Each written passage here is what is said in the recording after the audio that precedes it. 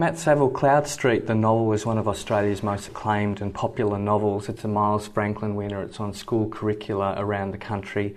It was recently voted Australia's most popular novel, and it may even be the best-selling novel.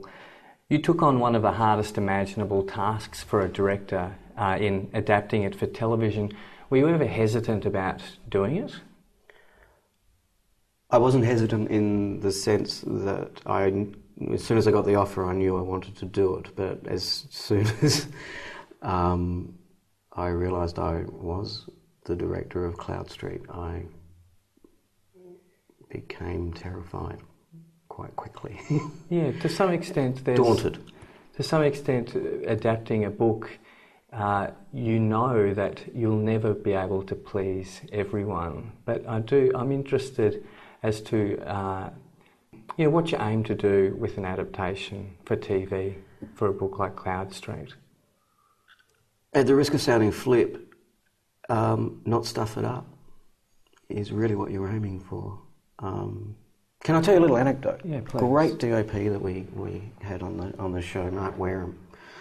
And we were in the middle of and it's one meeting after another about how do you get two boys to row a boat into the starfield, and how do you get a pig to talk, and all sorts of logistical problems that we were just dealing with. And Mark told me this story about a guy called Red Adair, whose job it is to put out oil wells when they catch fire. And just to put out one oil well is an incredibly arduous and dangerous task. And after the first Gulf War, he had 1,100 to put out. The American government put out the phone call and said, "Red, you need to put out all of these fires." And somebody was interviewing him, and they said, "How are you going to do it?" And Red said, "One oil well at a time." And that was pretty much how we approached Cloudstreet, was one oil well at a time. One talking pig. One talking one pig. One shitting bird. I think there's 645 scenes.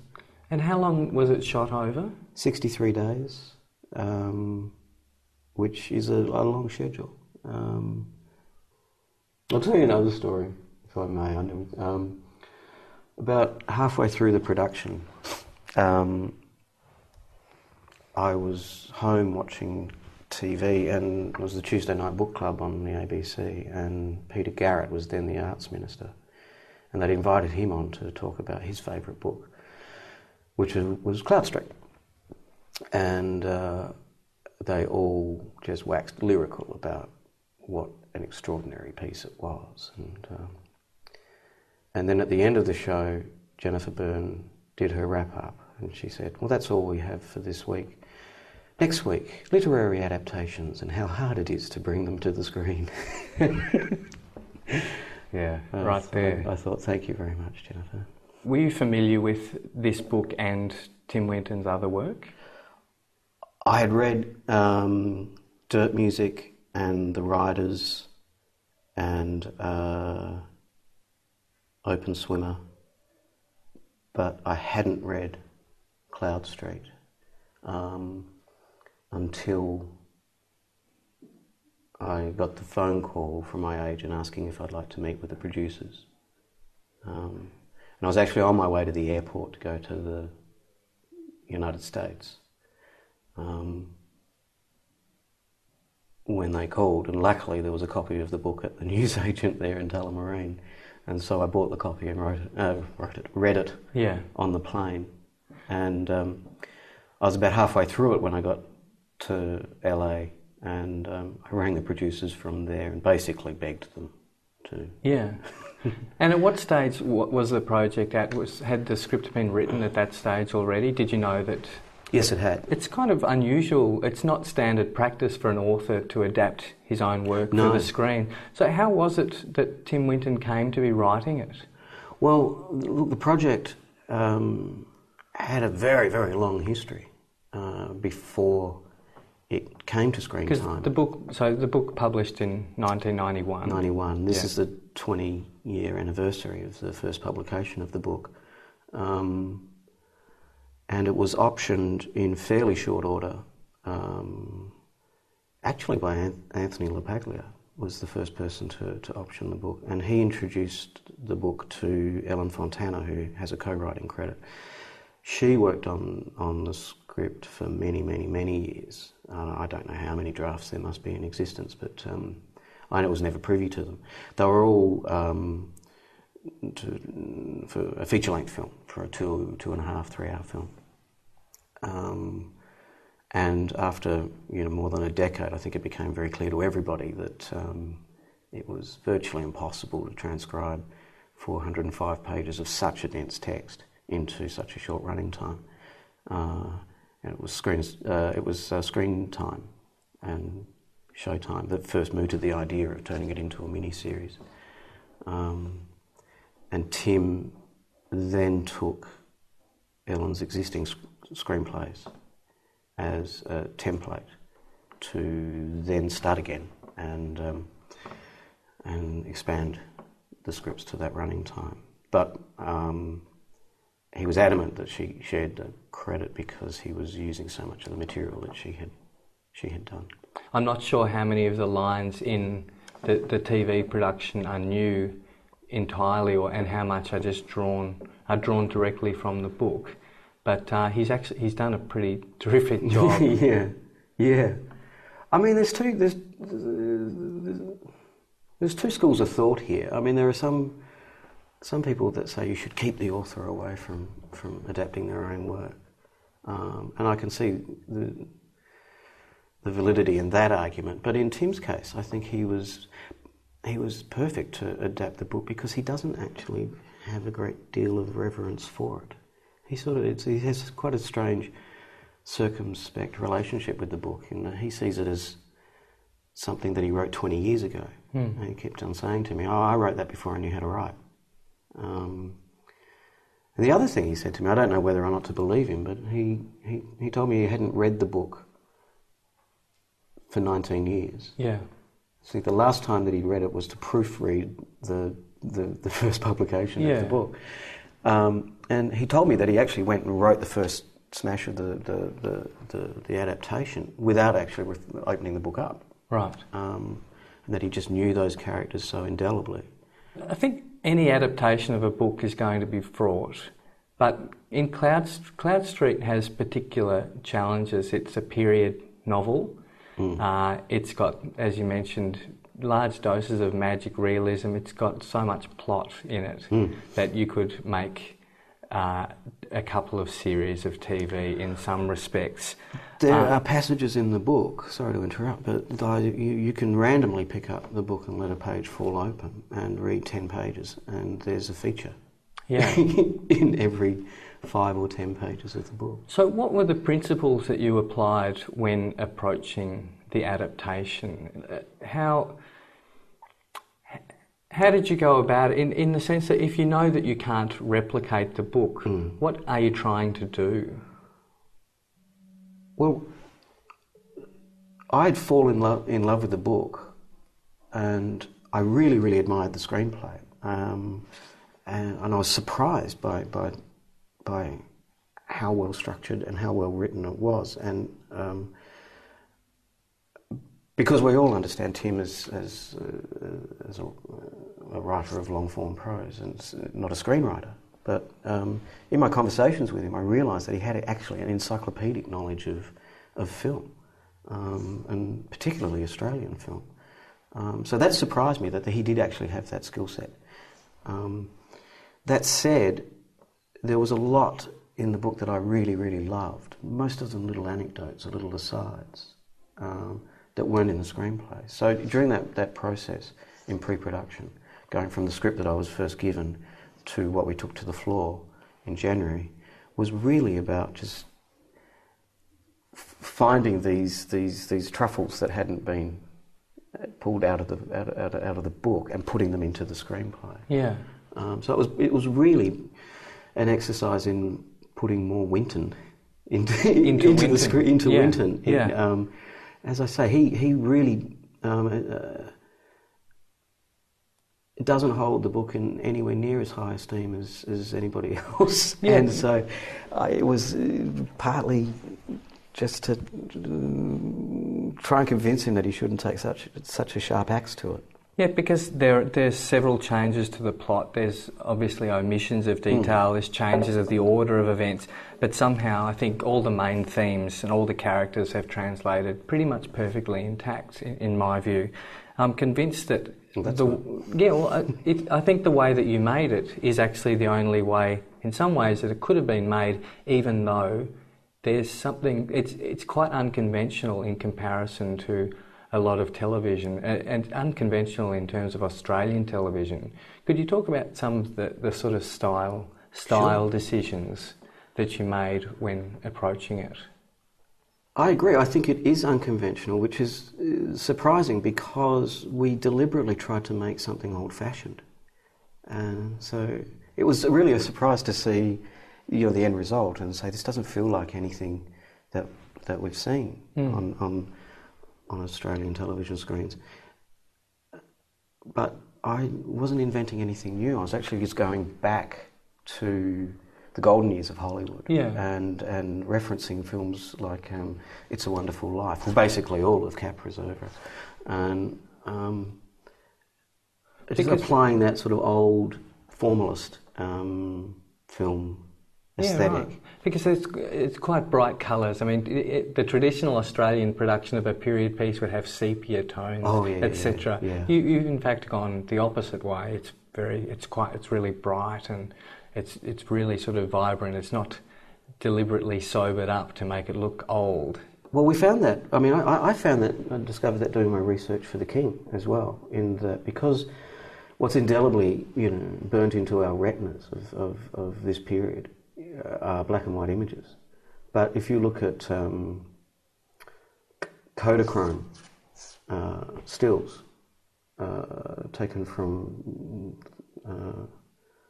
the period during the war when Kodachrome first came into existence, and then in the post-war years, those colour images, you realise that actually they were really bold with colour back in the day. The fashions were, especially the women's fashion, were really, really bold, and the way they, people decorated their houses it wasn't like it is now with this sort of, postmodernist white walls, everybody living in an art gallery. They painted reds and golds and greens. Yeah. So it was actually a colourful period. And were there other sort of influences? Did you watch other TV series, or were your influences more cinematic? I mean, you've mentioned Frank Capra, but were there other...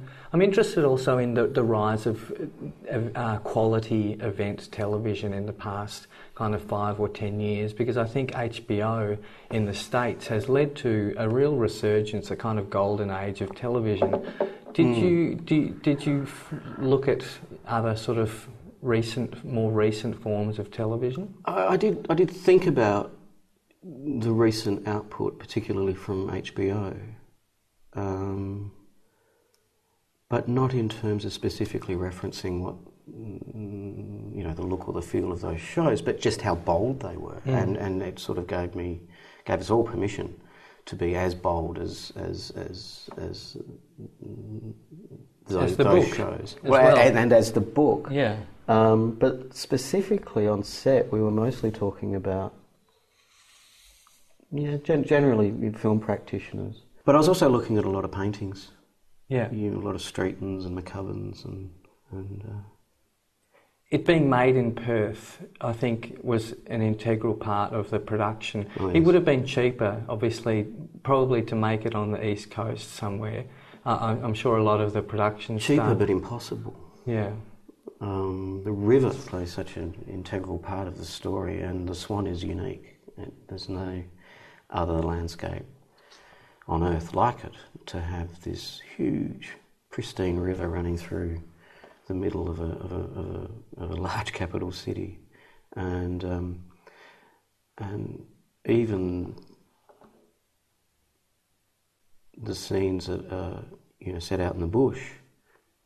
Sure, you can sort of say, well, we've got gum trees everywhere, but there's a quality of light in Western Australia that is utterly unique. It's very crisp, very clear light. So I also wanted to ask you about the house, because the house it's really a character. Obviously, it's a character in the book, but in the TV production, it's so obviously so central. How did you go? It's the titular character. It is. Did you find it modify something else? Can you tell us about the house that we see in the TV production?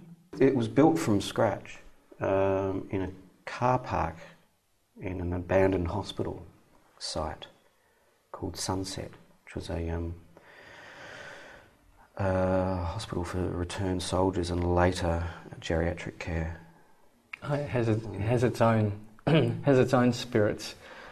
There's ghosts there, yeah, absolutely. And in fact, Kelton Pell, who plays Bob Crabbe, came in and smoked the place. The sequence at the end of the series, he performed pretty much the same ritual in various buildings.